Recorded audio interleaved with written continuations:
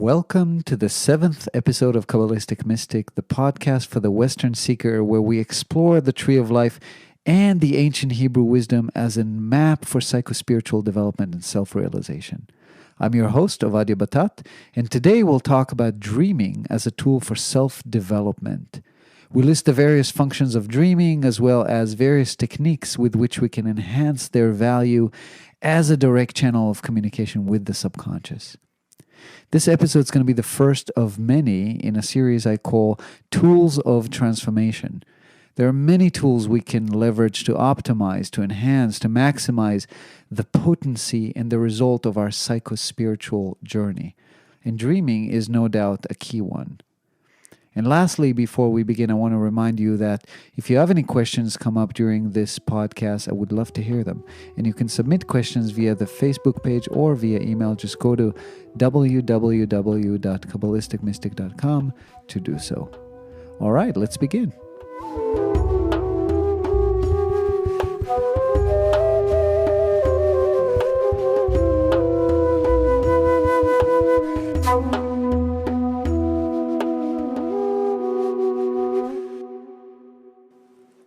So today we're recording the show live, and I have a guest in my studio, Deb Elaine. Hi, Hello. Deb. Welcome to Kabbalistic Mystic. Thank you. It's great to be here. Yeah, so Deb is a local listener and a friend, and she's here today to talk with me about the concept of dreaming. So I want to ask you, Deb, do you dream, and what's your relationship to dreaming? Well, I do dream. I don't remember them very often. I guess overall, I'd say my relationship with dreams has been a little bit conflicted simply because most of the dreams I've had over the course of my life have actually been nightmares. That's lightened up over the last couple years, but in the past, my dreams have generally centered around trying to run for my life from my father, generally. Okay, so it sounds like you're talking about some kind of a repeating dream. Yes, and the scene is always different, but my most common dream is one scenario or another of running away from my father. Okay. Well, we're not going to necessarily analyze your dreams unless you would want to. We can definitely do that. But what we're going to do today is we're just going to talk about the concept of dreaming, and it might be a good idea to just dive into your dream just to see if we can do something with it. But let's just see where it goes, and we'll go from there, okay? So the first thing I want to do is I want to tell you a little story. Mm-hmm. And it's a story that relates to my relationship to dreams, and it has to do with, the story starts actually when I was 13 years old. And when I was 13 years old, I grew up in Israel, and we didn't have a lot of money. And my best friend, Amit, he was a wonderful guy, and we were really, really close friends. And one day he showed me something he got from his grandfather for his bar mitzvah. And that was a stack of cash. It was about $500 that he got from his grandfather. Now, $500 in Israel in 1987 was a lot of money. And I never seen that kind of money. And it was in dollars. It was actually in dollars. And, you know, the currency in Israel is shekels. And I don't know what came to me, but it was related to my relationship to money. And I just, in that moment, decided I'm stealing that money. And that's exactly what I did. I planned it, and I stole the money. And I never told anyone that I did that. And for years and years, I carried that secret, for 25 years, actually. And I never knew if Amit knew that I stole that money or not. It just was what it was. But my entire relationship to money, as part of my ego personality, was about that, money was so important to me. So fast forward 25 years, after I quit my corporate job, about a week after I quit my corporate job, so sort of like giving myself that cue that I'm, ready to change, quitting the corporate job that gave me money, but I hated, right? A week after, I have a dream. And in the dream, I'm with this woman that I cannot see her face. And we're in this apartment building, like corporate building type of thing. And there was a stack of money on the desk of, whatever. I'm not going to go into details of the dream, but the point is she wanted to steal the money. And I said, no, I don't want to steal the money. And she said, yeah, we got to steal the money. And so we steal the money. And I remember going to the bathroom, hiding in the bathroom and feeling like, like time is ticking. And every second that's passing by, it's like I can't go backwards. There's no going back because every second, like the chance of actually returning the money is diminishing. And I can no longer do that. So the walls are closing on me. And it was a horrible, horrible feeling. And I've never felt that feeling before since, let me rephrase, the last time I felt that feeling was when I stole the money from my friend, my best friend. And I wake up and I'm all shaken and I'm, all like sweaty. And I get up and I go to my phone as I do every morning when I get up. And on the phone, I have a message from him. And I haven't spoken to him in 6 or 7 years. And he's like, hey, Aerez, Ovadia, do you have Skype? We should talk. And it just blew me away. And at the time, I had no spiritual practices. I didn't really believe in anything beyond. And just the synchronicity of it all just blew me away. And that was the beginning of my psychospiritual transformation. Mm-hmm. And so just to wrap up the story, to show the importance of dreaming, at that moment, I knew that I had to go back to Israel and sit with him and tell him I stole the money. And that's what I did. That's one of my dream stories. And I wanted to start with that because, I think it's kind of a good sort of setting the scenes to talk about dreaming and how important they are. Mm-hmm. And what I want to do next is I want to tell you a little bit, Deb, about what is the role of dreaming in our lives and why they're so important according to ancient wisdom. Dreaming is one of the ways that our subconscious can talk to us. So we spoke in one of the episodes, How Does the Mind Work? We spoke about the fact that the subconscious is the feminine part of our mind. Mm-hmm. And it doesn't know how to speak to the conscious mind because the conscious mind speaks in reason, in logic. And the subconscious mind speaks in in abstract. It speaks in art. It speaks in metaphors. It speaks in imagery, in beauty. It's never saying what's actually is. It's just saying what the symbol or the metaphor or the reflection of what is. And these are dreams. Dreaming is one of the ways with which our subconscious is talking to us. And it's a beautiful, beautiful way for our subconscious to tell us what we need to know about our psychospiritual transformation. So in reality, there are really 3 areas in which dreams are serving us. The first one is dreams are telling us what our psychospiritual distortions are. Now, I want to focus on the word distortion for a second because it has somewhat of a negative connotation, and I don't want people to think that distortion is something bad.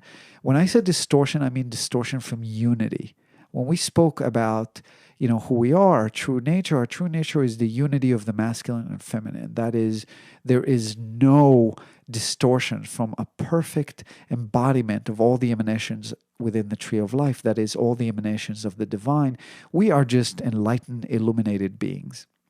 So in reality, every human beings, by definition, when we walk upon the face of the earth, we are our reflection, our personality, not just our ego personality, but our unique reflection in the world is a result of a distortion from unity. For anything to exist in the universe, it has to be a distortion from unity. By definition, for every matter to exist, it's a distortion from the unity of the Creator, of all that is divine and united. Because when everything is united, there is no creation.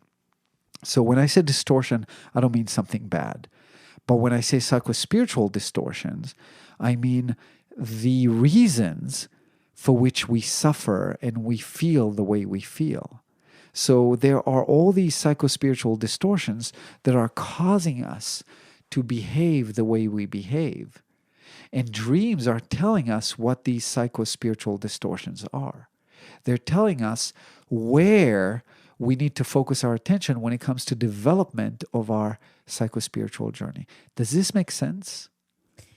It does. It does. I really love that you pointed out, though, that everything aside from the divine, for lack of a better word, is a distortion inherently. Yeah. That reframes the concept of, sin and all that stuff in a light that makes it even easier to accept as just being acceptable, as being the way that things are, and that's okay. Yeah. I guess one question of clarification I have, though, is, you're saying that dreams are kind of showing us these areas of distortion that we need to work on. Are they always showing us something that we need to work on? Or, because I feel like when I ask other people about their dreams, they usually have more like positive and negative, where mine are usually scary ones. It seems like a lot of people have happy dreams as well. How do those fit into that concept of being a distortion? Well, a dream doesn't have to be negative and scary and problematic to point a particular distortion that we have. Instead, it could be a dream that is depicting a wonderful reality. But let's say, for example, in the dream, we are extremely happy about a particular amount of money that we found. Okay. And we wake up from the dream and we're like, I can't believe that was a dream. I was so happy because I found that money. Well, maybe our subconscious has designed it for us so that we'll feel that feeling, that sense of deep joy that we found that money. And then we'll be able to wake up and ask ourselves, what is my relationship to money? Why was I so, really? It was $100. Oh my God, or whatever, $1,000. Really? I mean, for some of us, $1,000, it's a lot of money. For some of us, it's less. But the point is, every feeling, every emotion that we feel in the dream, that every scenario that is happening in the dream is pointing to a particular behavior pattern within our personality and relates to, it doesn't have to be a bad dream necessarily. Yeah. Right on. That makes sense. Yeah. So in my dream, for example, it was literally a pointing me to the next step if I wanted to explore my psychospiritual side, because at that point I wasn't doing so. It was like a wake up. It was a very big dream for me. I mean, obviously I remember it in detail. I tell that story, but there's other examples that I'm going to be giving in a few minutes that we can talk about that relate. But in many cases, dreams are just pointing to the patterns that we have in our lives. And those patterns can be positive. It can be, we perceive them as positive. We perceive them as negative. But they always things that we behave and what makes us tick. And it's always something that we can then improve within us in terms of getting closer to the unity within. Okay? It's sort of like a hint from the subconscious as to what we want to do. And just as a reminder, some people are not interested in their psychospiritual journey. They are just interested in living life. And so the subconscious, remember, cannot do anything without us asking it to do. So by definition, the nature of the dreams, she's the wife that is under the rule of the husband, so to speak. And the rule of the husband is the conscious mind. Just as a reminder, the masculine piece of the mind controls the willpower, controls the will. And the subconscious controls the pleasure. It knows what it wants. It knows the destination, know how to get us there. But it cannot do a thing without the conscious mind guiding it in that direction. So I would be interested in one of these people that have really, really beautiful and nice, all, sort of like dreams that everything is hunky-dory. What would happen if they would actually, before they go to bed, which is one of the tools that we want to discuss today in terms of what to do with our dreams, before they go to bed, actually ask for a dream and do that for a consistent period of time, to ask for dreams that would help them develop themselves as individuals, or whatever the goal of their psychospiritual journey is, how they want to define it. And I bet that there would be a significant change in that matter. By me quitting my job, I essentially allowed my subconscious to talk to me in a particular way that beforehand, there's a reason she did it then and not before I quit my job, right? It was this message. Right. Yeah. Right. You had kind of made a statement by making that decision. Yeah. To open up maybe to another part of listening to her. Yeah. Without even knowing that she existed, but, to know that, right? And, I just woke up from that dream. I remembered it, which I usually didn't. I usually didn't even dream, right? Mm-hmm. So it was a sort of like I dove into this altered state of consciousness in those days. That was obviously at the beginning of my transformation. It wasn't just regular days for me. So things were different, right? And things like that happen. So if we lose someone, if we're in a period of grieving, if we're in a period of dramatic transformation, there could be a situation where we start dreaming more. And that's really important to notice. So before we move to tools on what to do with dreaming and how to do it right, not that there's a wrong way to do it, but like tips on how to, utilize dreaming to a larger extent, let's talk about the two other roles of dreaming in our life. The main role is communication from the subconscious.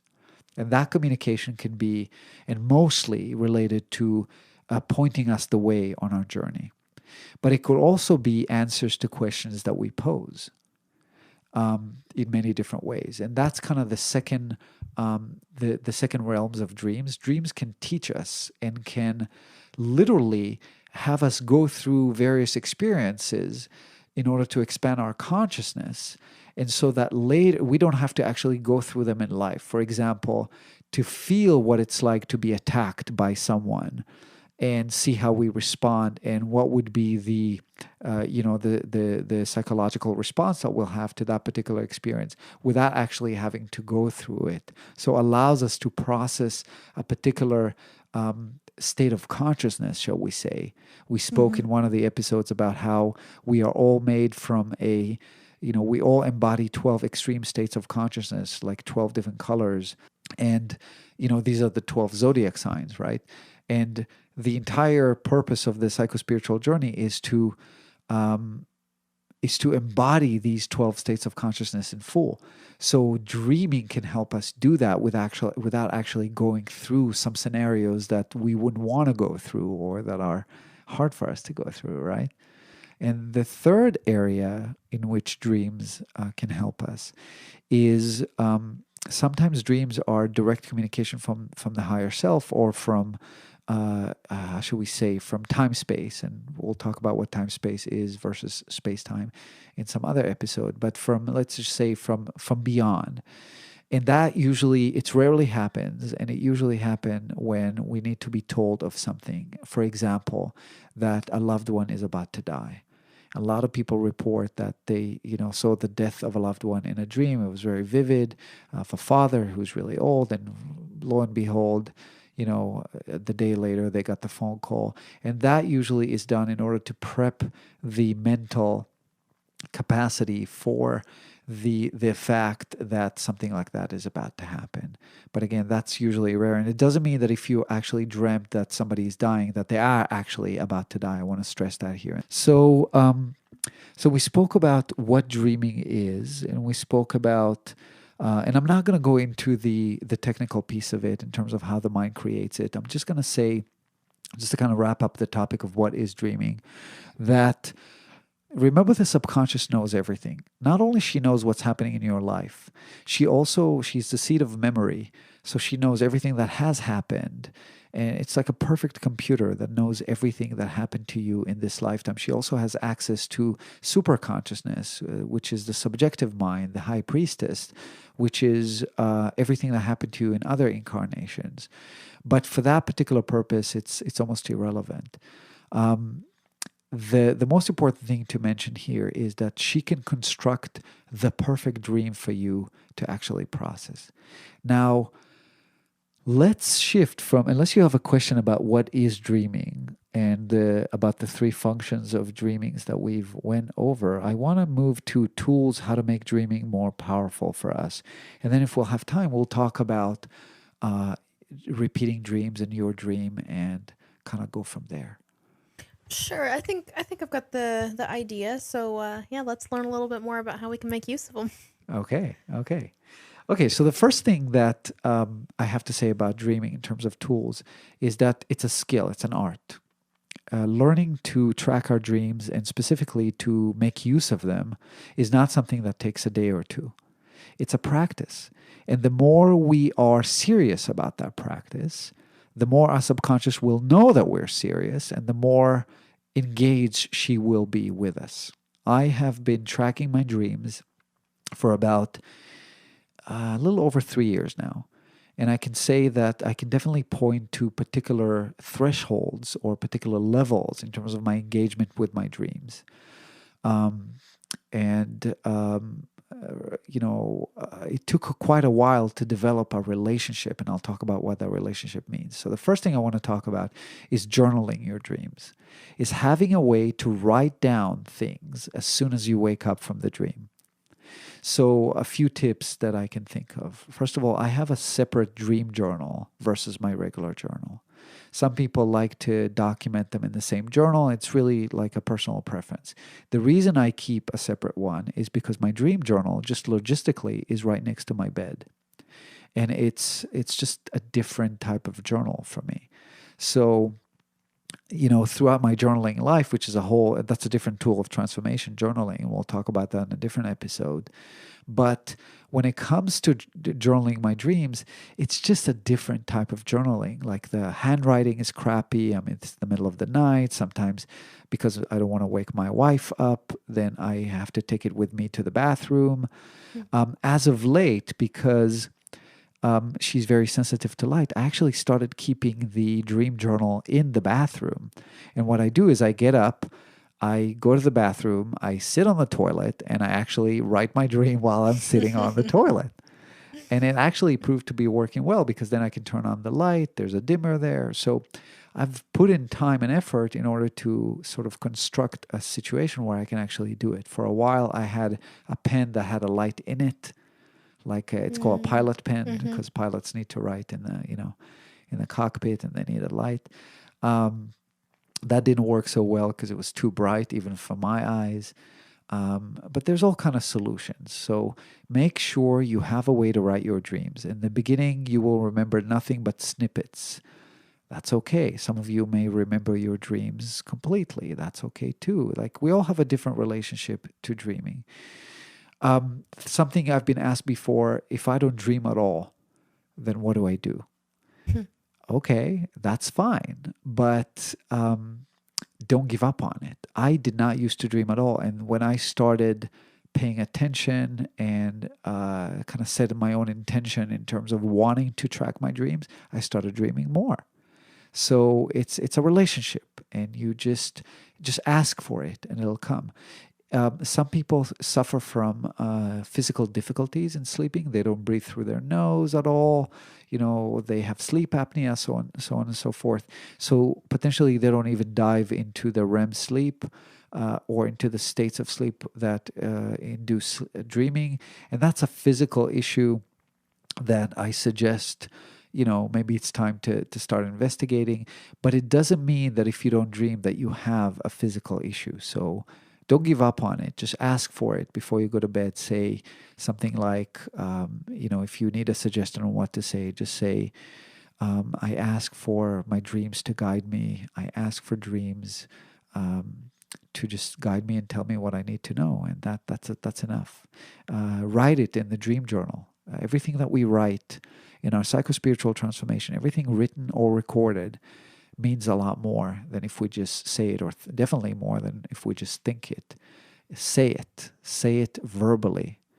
Hear yourself saying it. If you write it down, it's much more significant because the physical act of writing activates the subconscious. the speaking, she still has to translate that. There's a translation that goes from the mind, from the thought into speaking. But when you're writing, you have to go through your subconscious, because the subconscious is the body. It's the reflection of the body, right? We spoke about how, remember, we spoke about how the subconscious, and again in the episode, What is the Mind? We spoke about the fact that the subconscious is the body.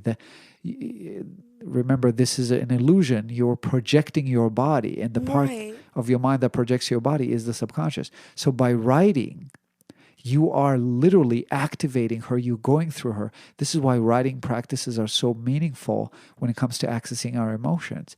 And writing practices that are sort of like just like dump your thoughts into paper. That's why journaling is so powerful. So write down, guide me through my dreams. If you have a question, ask the question. It doesn't happen every time, but I've had questions before that I wrote down before I went to sleep. And in the dream, I didn't get a direct answer, but when I asked myself, how does this dream answer the question?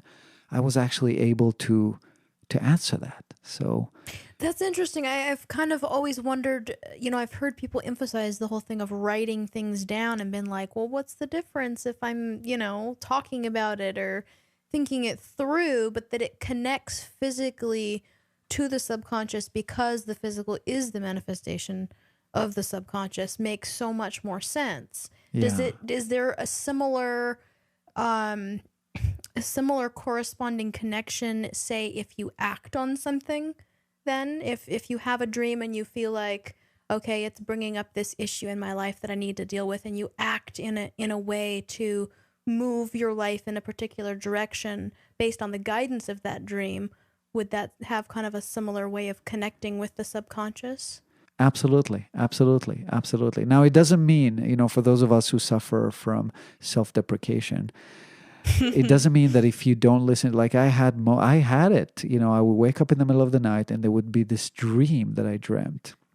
Even something about the tree of life, like, oh my God, I'm getting like communication here. I'm getting, direct information about the thing that I'm doing that I love so much. And you know what? Fuck, I just couldn't write it down. I was too tired, whatever, right?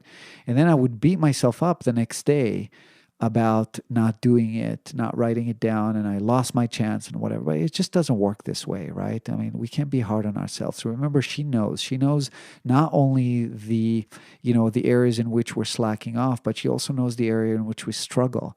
And she knows our overall intention. She knows our intention is good. So as long as your overall intention is good, it's fine. But yes, acting on it is absolutely telling her that you are, even just by sitting and reading the dream that you wrote last night and just thinking about it, even just by like kind of talking about the dream with your partner or whatnot, or with a friend, that's an act of like, oh, I'm actually working on it. And that's very important. And your dream life will become better and better. Yeah, absolutely. So writing your dream, focusing on capturing them, very, very important. Now, I want to talk about a few tips when it comes to writing your dreams. It's very hard for me to write in the middle of the night. It's always messy. It's just what it is. But over time, I got kind of like a few tricks that are really important to me. So first of all, for some people, dreams are very vivid. They're very visual, like my wife, for example.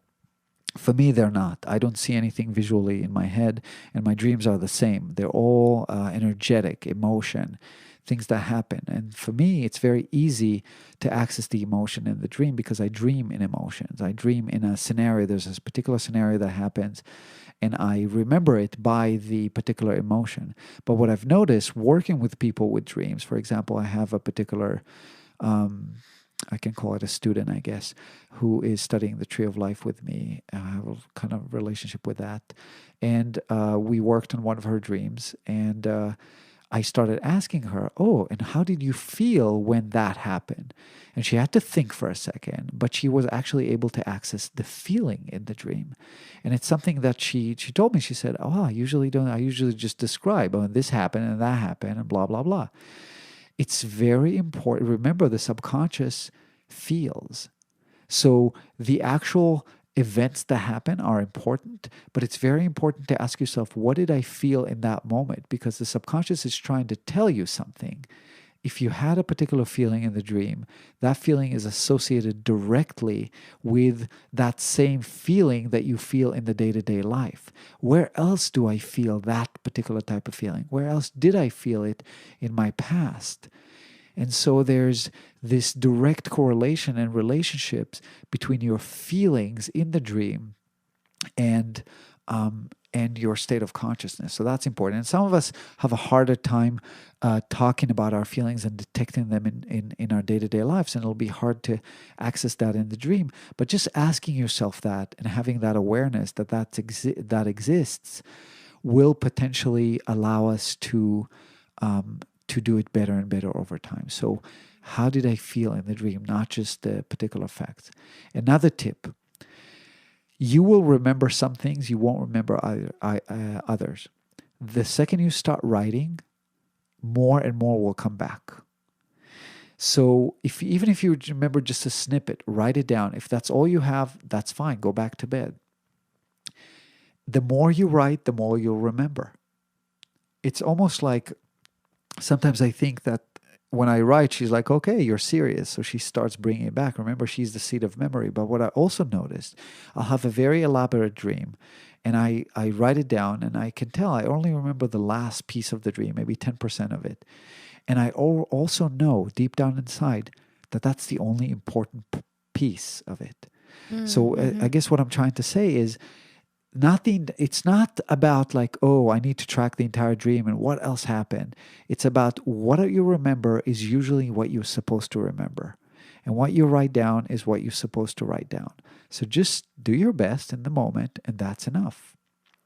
Another piece that I do, and that leads us to the second concept, and it'll lead us from there to the concept of repeating dreams, is the concept of motifs. Now, that's very important. And here's the deal. For those of you especially who have read Jung, he wrote a book called A Man and His Symbols.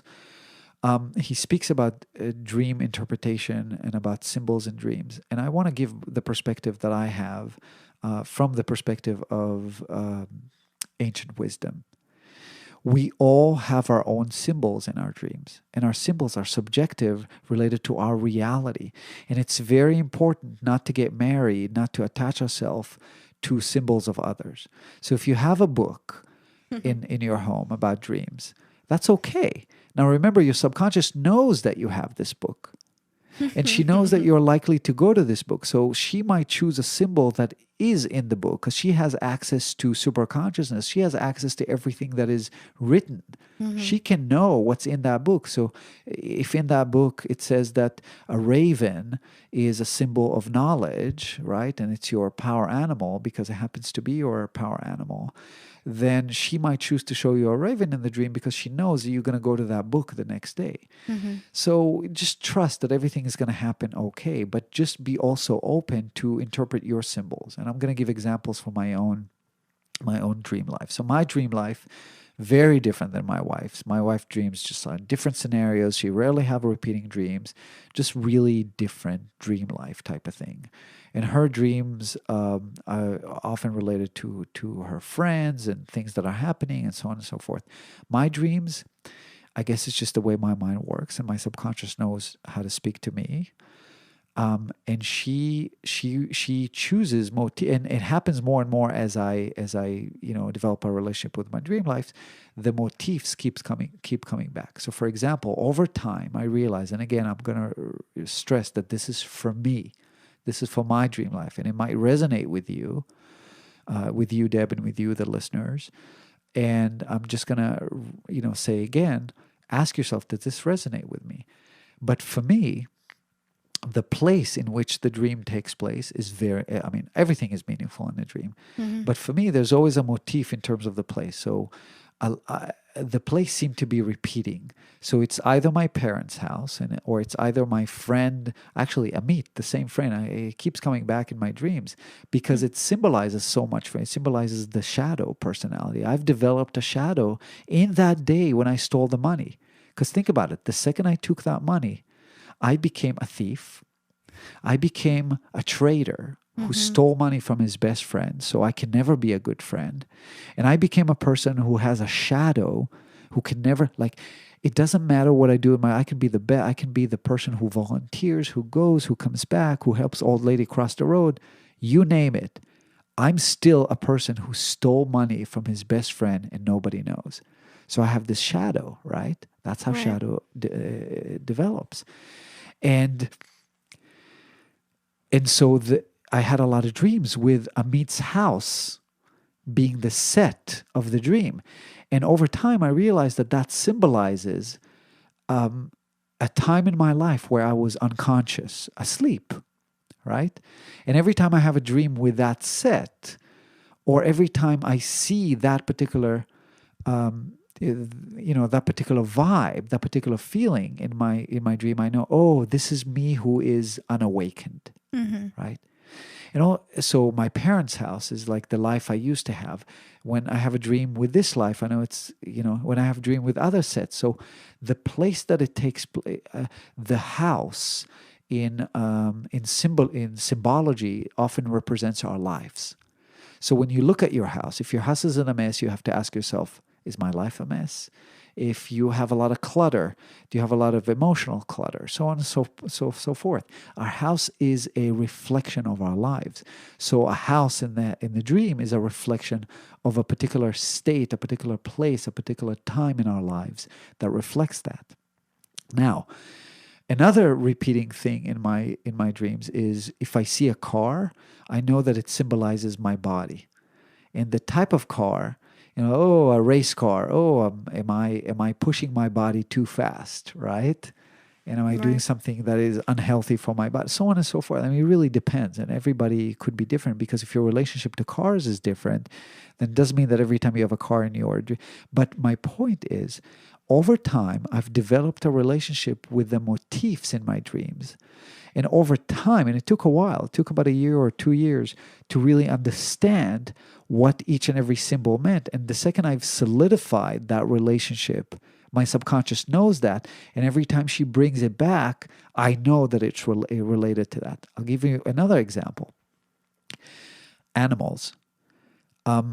We have a new cat. He's been with us for about, since last October, I think, something like that. The first time he appeared in my dreams was 2 weeks ago. And I remember waking up and it's like, oh, Jupy is in the dream. Right? It was great. And I wrote it down. I'm like, oh, well, that's a new character. What does he represent? Now, remember, every character in the dream is you. There is nobody in the dream. If your father is chasing you in the dream, it's not your father who's chasing you, right? It's a piece of your personality that is chasing you, that is symbolized by is anthropomorphized in the dream by your father. Right. So who is that? You. Who is that in your personality? I had a dream, a repeating dream, in which I was trying to kill someone. I shot him point blank, and it was a repeating dream for me. I shot him point blank. The guy just doesn't. He just smiles at me. You can't kill somebody in the dream because it's you. Oh, I was trying to punch somebody, and it's like it was a piece of my personality that I was trying to let go of, but you can't. The only way is to embrace it. So, because there is no killing a piece of your personality. You can't kill yourself, your ego. It's just a piece of who you are.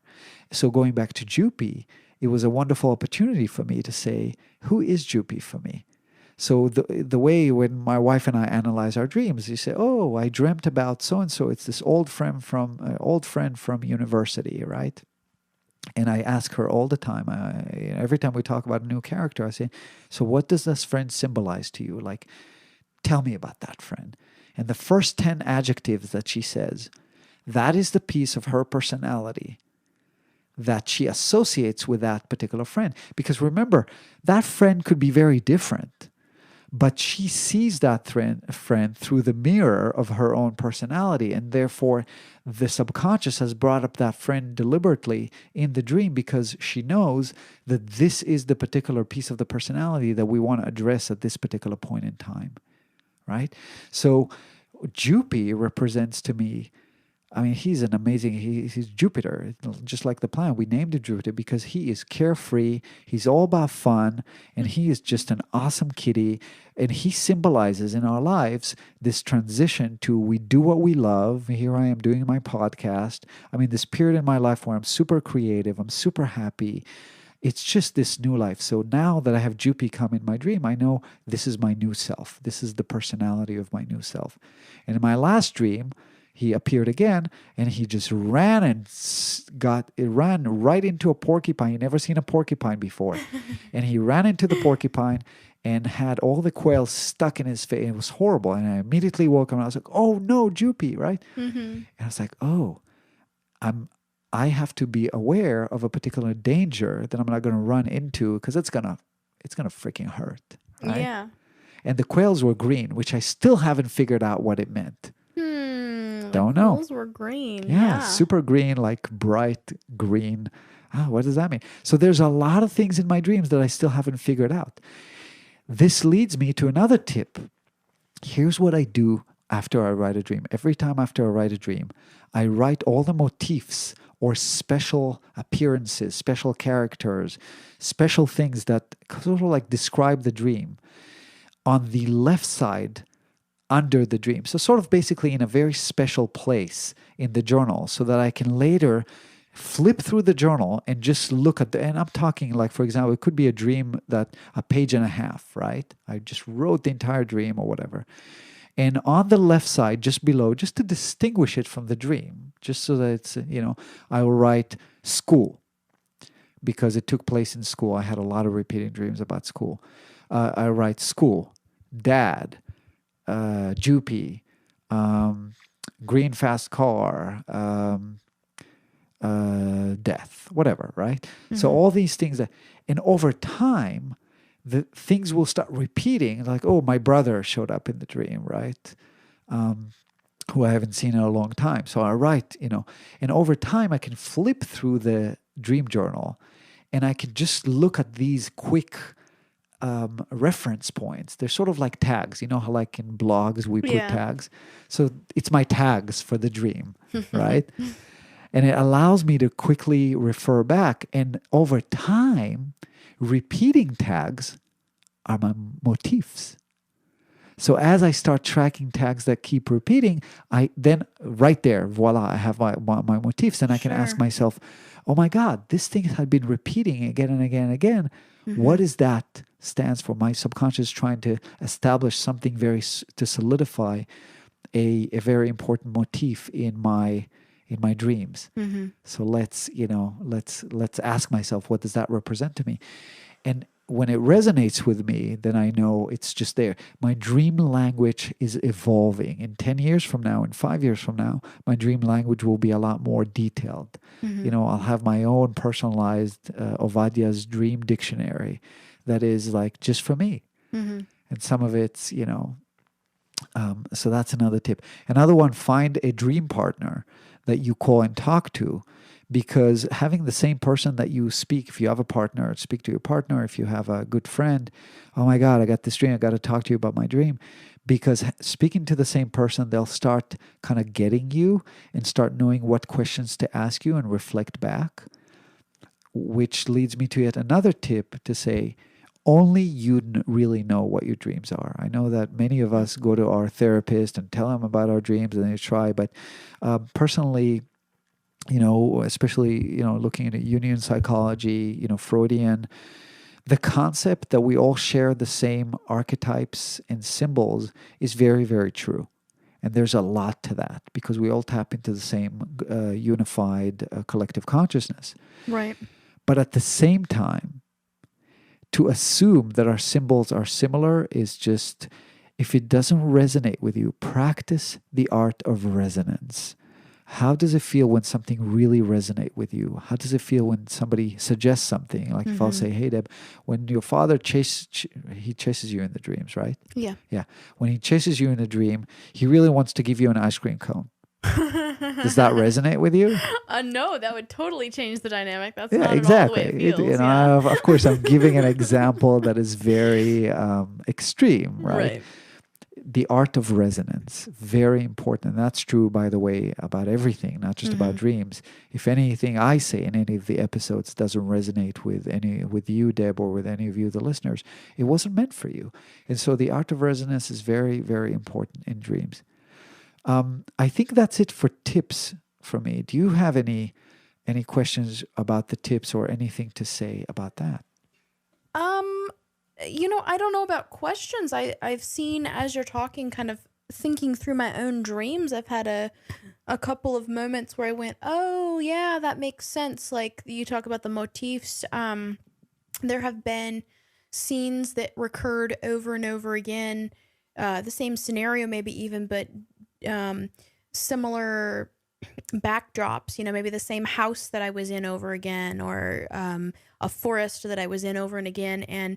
And going to what you said about paying attention to the feelings, those backdrops actually have an association with why I would even have been having that dream. They're often associated with times in my life where something somewhat traumatic happened, and I think that's is around those times that the dream started, and I hadn't really put that together before to recognize that the scene they were taking place in was particularly relevant to the overall story of what was happening within it. And I've also seen a couple situations where I looked something up in a dream dictionary and I was like, no, because I had maybe a personal association with that symbol that was different. Yeah. There you go. Yeah. Thank you for doing that, for practicing that in the moment. It seems very intuitive to you. Yeah. Well, I want to... Yeah. Okay. So here's the deal. So let's see. So we spoke about what dreaming is. Let's just recap for a second, right? We spoke about the three functions of dreaming. There's also the entire concept of lucid dreaming, but this is dreaming 101. I'm not going to go into lucid dreaming. That's a whole beautiful, beautiful topic, but not for now. And then we spoke about tools, how to make dreaming more powerful. We spoke about journaling. We spoke about how to remember, repeating, showing up. You'll remember more and more. And it's okay. What you remember is what you're supposed to remember. And then we spoke about building your library of symbols. And let's talk about repeating dreams. That's very important. Yeah, we mentioned that before, and I kind of forgot about that. You mentioned a scenario that you had in your dream. And I'll give an example of my own so we can kind of reference that. Repeating dreams are very, very important.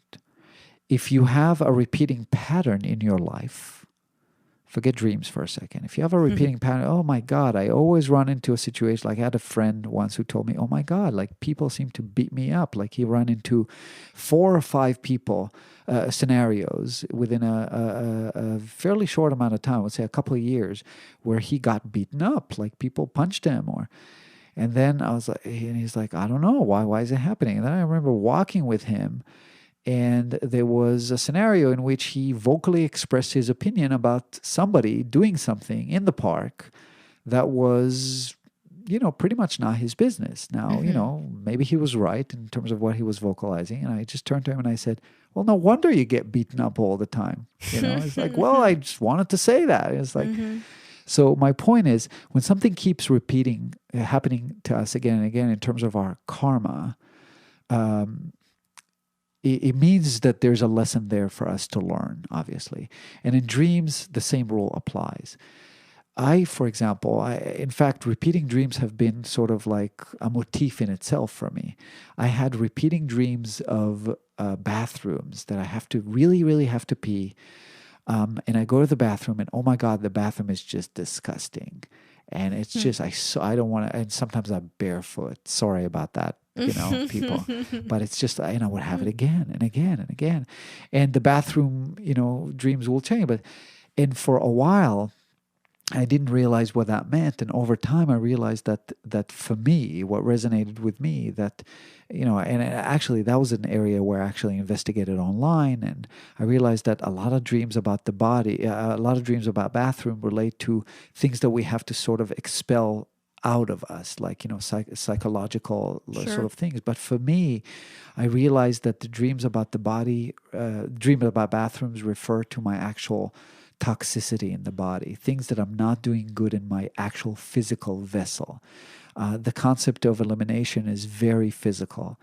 And it just resonated with me that bathroom dreams are more specific about my body. And what do I eat? What do I, what are the physical practices that I embody that I need to take care of? And just the concept of just the dirty bathroom is an area in my life where I just, I need to clean up. And that could be physical or another repeating dreams that I had for years was, and it was a nightmare for me. I dreamt that I am on the last semester in the university, supposed to get my degree, and I haven't showed up for any of the classes, and it's the end of the semester, and I'm like, oh, I am screwed. And it's the last week, and I'm like, there's no way I'm going to get my degree. There's no way. And I wake up, and it takes me half an hour, literally half an hour, to actually digest the fact that I actually do have my degree. And what does that mean? And repeating dreams about school and about, tests and things like that. And over time, I realized that all these dreams, for me, what they represent is am I on my, because this entire life for me, this life is, we're here to learn. We're here to learn lessons and to evolve. It's a school. School is life. Life is school. Right. And so school in the dreams for me means my life, right? And when I'm doing what I'm supposed to do, I don't have these dreams. So literally, as I quit my job, these dreams have shifted. Slowly over time, as I started doing what I love, these dreams slowly, then it became that it's the end of the semester and I did show up for class, but I'm not quite sure I'm ready for the test, or maybe I'm late for the test. But then I remember one day I had a dream where I'm heading for the test and I actually knew the material. But then there was a little girl who I met who she was crying, she didn't know how to, and I chose to guide her instead of getting to my test, which was a really important test. And I realized that what it reflected in my life, that I have this pattern where I satisfy, the needs of my wife before my own needs, even when my needs are actually important and trump the needs of my wife. I have this thing that I need to serve the feminine. I treat her like a little girl, like she needs me so. She's going to be fine, And so it was this representation in the dream. And so this type of recurring dream has disappeared from my life as I did what I needed to do. So that's a great example of the concept of repeating dreams. Pay attention to them. They mean something, and there's a reason why they're there. Yeah. That makes a lot of sense. Yeah. Yeah. I had a moment some while ago where it occurred to me finally after 20 something years of the same dream, like you mentioned earlier, that I am every piece in the dream. And it occurred to me that I must then be this figure of my father that's chasing me. They haven't completely gone away since then, but they diminished. And I feel like there was something in recognizing that where somewhere in my brain, my subconscious, whatever, a piece of it went, okay, well, at least I'm paying attention now to the point. I don't feel like I've really uncovered all the ways in which maybe that part of me is chasing myself. But just by uncovering a piece of it, it seems like it helped. Maybe it doesn't feel quite as scary as it used to. Yeah. Fascinating. Yeah. How that works, huh?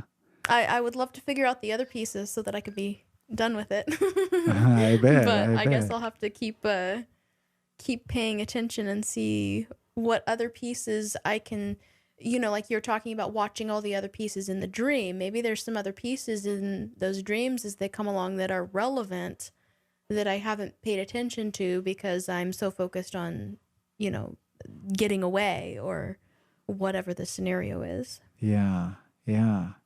Very interesting. Well, I want to thank Deb for joining us today. This was Thank you. a beautiful, beautiful opportunity to host somebody and have kind of a live session here. We didn't have any music breaks today because of that. I hope you enjoyed this episode. And I want to remind you that reviews are always great on iTunes. If you did enjoy this episode, please do give a review on iTunes. They help other people find the podcast, and they'll help me gather more audience and sustain this podcast. And other than that, I don't really think I have any much else to say today. Thank you for listening. This has been the 7th episode of Kabbalistic Mystic, and the first one in a series I call Tools of Transformation. And today we discuss dreaming. So dream on. Remember, everything in the dream is you. Remember, dreams are never literal. They're always speak in metaphors and in symbols. So don't take it literally.